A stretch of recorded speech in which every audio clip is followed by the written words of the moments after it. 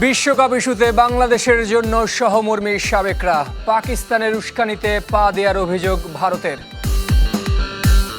पाकिस्तान इसमें बेवजह पड़ा हुआ, एक झूठी जो है वो बांग्लादेश को चढ़ाना है, उन्हें पुदीने के झाड़ पे चढ़ा देना और ये सब उनको उकसाने में बहुत बड़ा रोल पाकिस्तान का। বঞ্চিত ক্রিকেটারদের জন্য চালু হলো সিসিডিএম কাপ, হাস্যকর দাবি করে বোর্ড ভেঙে যাবার ইঙ্গিত। 12টা ক্লাব আছে প্রিমিয়ার ডিভিশনের, এর ভিতরে 9টি ক্লাবই না খেলার পক্ষে আছে, কারণ এই অবৈধ বোর্ডকে কোনোভাবেই তারা স্বীকৃতি দিবে না। আলটিমেটলি এই বোর্ডের কোনো মানে অস্তিত্ব থাকবে বলে আমার মনে হয়।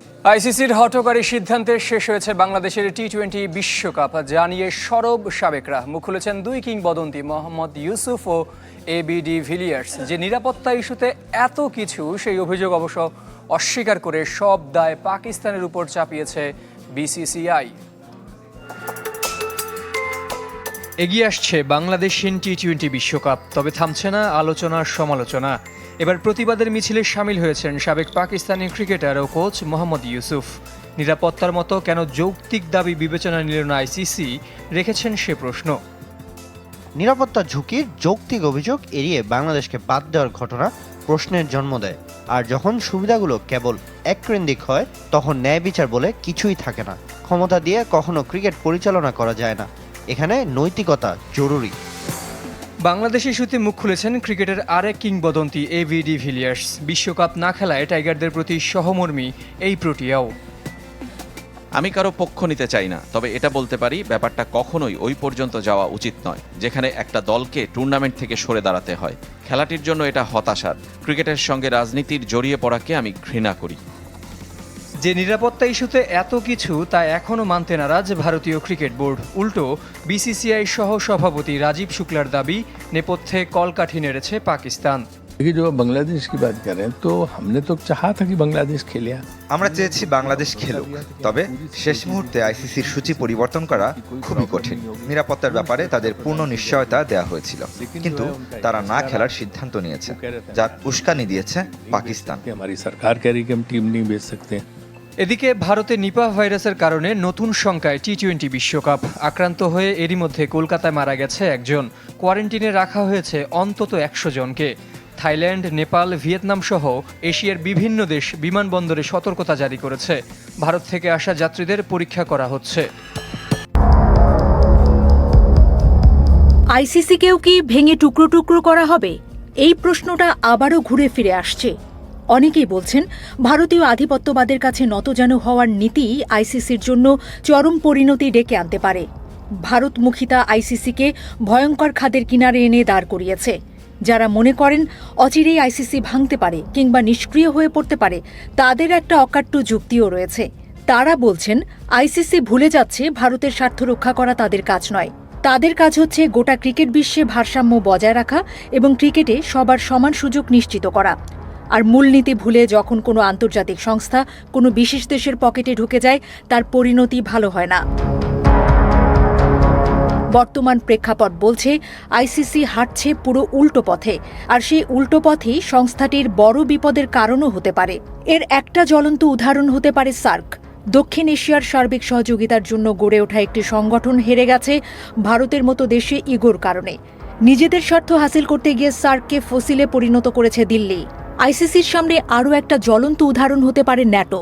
কোনো সংস্থা যখন বিশেষ একটি দেশের প্রতি অতিমাত্রায় নির্ভরশীল হয়ে পড়ে, তখন তার পরিণতি কি ভয়াবহ হতে পারে, যার জীবন প্রমাণ গ্রিনল্যান্ড সংকট। ন্যাটোভুক্ত দেশগুলো একসময় অতিমাত্রায় আমেরিকা নির্ভর হয়ে পড়েছিল। নিশ্চিন্তে আমেরিকার সব আদেশ পালন করতে থাকে ন্যাটো। আমেরিকার কথায় আফগানিস্তান থেকে ইরাক কিংবা সিরিয়ায় হামলে পড়েছে ন্যাটোর সদস্যরা। এবার করুণ বিষয় হল, সেই ন্যাটোর আমেরিকাই এবার ন্যাটো সদস্য ডেনমার্কে ভূখণ্ড গায়ের জোরে কেড়ে নিতে চাইছে। অথচ মিনমিনে প্রতিবাদ ছাড়া ন্যাটোর বাকি সদস্যরা কিছুই করতে পারছে না। আইসিসিও হয়তো হাঁটছে সেই মহাকরুণ পরিণতির পথে। বাংলাদেশকে ছেঁটে ফেলার মিশনে ভারতের পক্ষেই সায় দিয়েছে আইসিসির অধিকাংশ সদস্য দেশ। মজার বিষয় হচ্ছে, সেই ভারতে ইংল্যান্ডের মতো দেশের মুসলিম ক্রিকেটারদের ভিসা দিচ্ছে না। সে নিয়ে এইসব দেশ কিংবা আইসিসি ফিসফিস করা ছাড়া কিছুই করতে পারছে না। একদিন এই ভারতই তার অর্থের জোরে হয়তো বড় কোনো ক্রিকেট খেলুড়ে দেশকেই বিশ্বকাপ থেকে বাদ দিয়ে দেবে। আর সেই সিদ্ধান্ত না মানলে হয়তো জাতিসংঘকে পাশ কাটিয়ে ডোনাল্ড ট্রাম্পের মতো বানাবে বোর্ড অব পিস। কারণ বিলিয়ন ডলারের খেলায় ক্রিকেট ভদ্রলোকের খেলা, এই ডায়লগ আর ধোপে টিকছে না আজকাল। শ্যাম, তুমি লীলা বোঝো, মন বোঝো না, এই গানের মতোই অবস্থা হয়েছে আইসিসির। আইসিসি এখন রাজনৈতিক লীলা বুঝলেও ক্রিকেটের মন আর মগজ বুঝতে পারছে না। আর সেই বোঝাপড়ার ভুলের মাঝেই বিভ্রান্তিকর তথ্য নিয়ে হাজির হচ্ছে ভারতীয় গণমাধ্যম। এবার শোনা যাচ্ছে বাংলাদেশকে আবারও বিশ্বকাপে ফেরানোর পরিকল্পনা করছে আইসিসি, তবে সমীকরণটা সেই পলিটিক্যাল। ভারতের গণমাধ্যম হিন্দুস্তান টাইমসের খবরে বলা হয়, পাকিস্তান যদি বিশ্বকাপ থেকে সরে যায় তবে বাংলাদেশকে বিশ্বকাপে ডাকতে পারে আইসিসি। এ যেন কইয়ের তেলে কই ভাজার কুটচাল। মাঠের লড়াই শুরুর আগেই রাজনীতি, নিরাপত্তা আর কূটনৈতিক টানাপোড়েনে ঘিরে ধরেছে আসন্ন টি-20 বিশ্বকাপ। এই অনিশ্চয়তার কেন্দ্রে পাকিস্তান আর বাংলাদেশ। আন্তর্জাতিক ক্রিকেট কাউন্সিল আইসিসি আপাতত বাংলাদেশকে স্ট্যান্ড বাই হিসেবে রেখেছে বলে দাবি করছে হিন্দুস্তান টাইমস। কারণ পাকিস্তানের বিশ্বকাপে অংশগ্রহণ এখনও চূড়ান্ত নয়। পাকিস্তান ক্রিকেট বোর্ডের চেয়ারম্যান মহসিন নকভি জানিয়েছেন, সরকারিভাবে চূড়ান্ত সিদ্ধান্ত আসতে পারে শুক্রবার অথবা পরবর্তী সোমবার। এই বিলম্বই আইসিসিকে বিকল্প পরিকল্পনায় যেতে বাধ্য করেছে। তবে তালগোল পাকানো হিন্দুস্তান টাইমস যেন ভুলে গেছে পাকিস্তান বাংলাদেশকে বিশ্বকাপ থেকে ছেঁটে ফেলার প্রতিবাদেই বিশ্বকাপে অংশ না নেয়ার কথা ভাবছে। আর পাকিস্তান যদি খেলা থেকে সরে যায় প্রতিবাদ স্বরূপ, তবে সেখানে বাংলাদেশের খেলার প্রশ্নই আসে না।